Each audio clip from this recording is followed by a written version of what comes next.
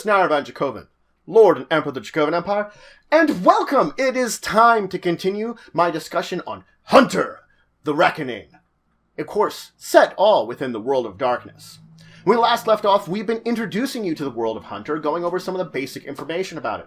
Today we're going to finish up our basic information and start talking about some things that relate to actually building your hunters.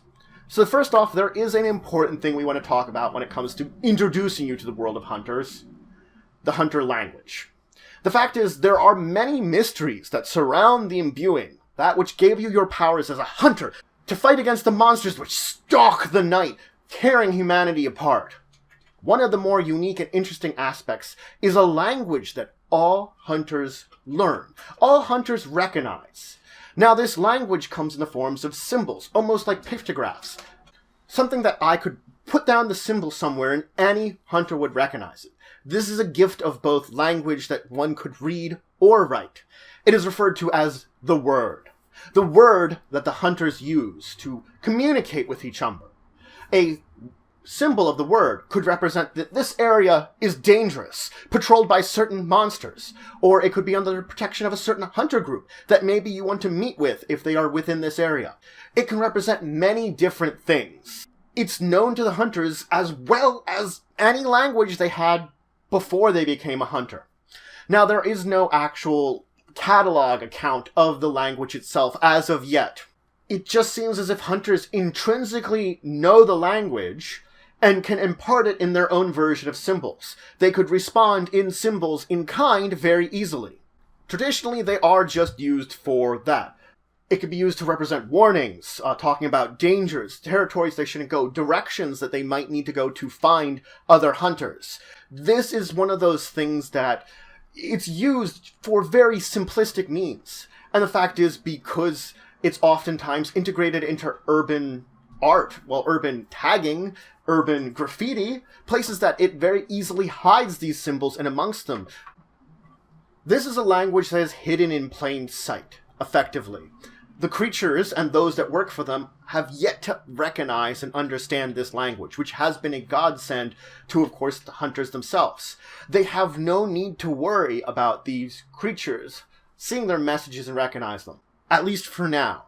Should the language itself be compromised, then yes, there would be a great danger to hunters in and of themselves, because they would be unable to heed these hidden messages, these little messages to each other that helps to, protect each other.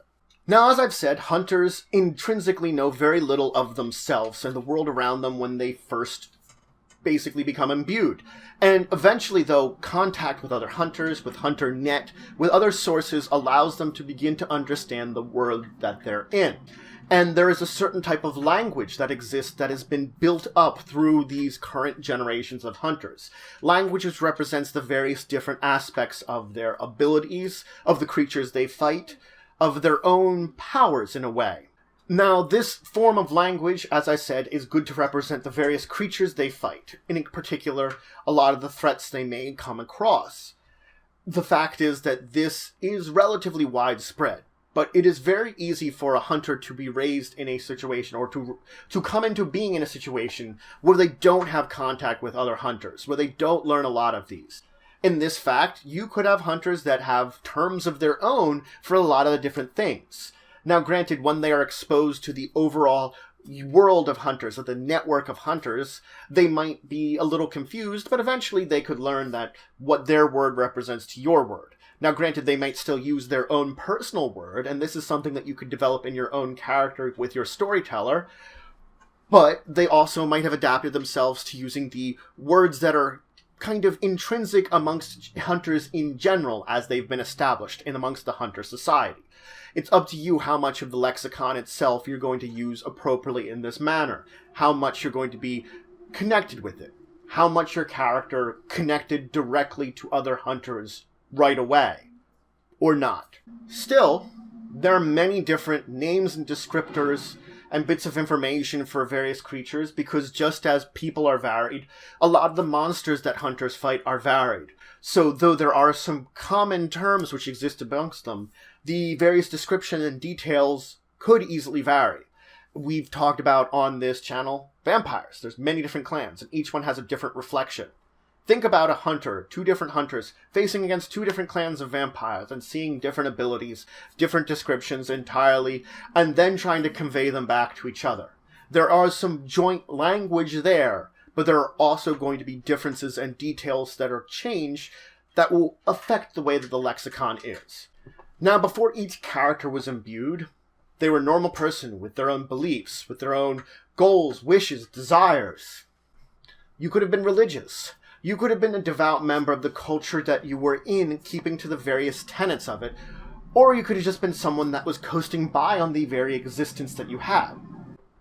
The thing is, it is very important to know about the person you were before your imbuing, because oftentimes this will shape the course and the purpose that you have once you have become a hunter. Once you have been imbued, you learn a little bit more and you reflect what you do in the hunter world by those beliefs and actions that you had to begin with.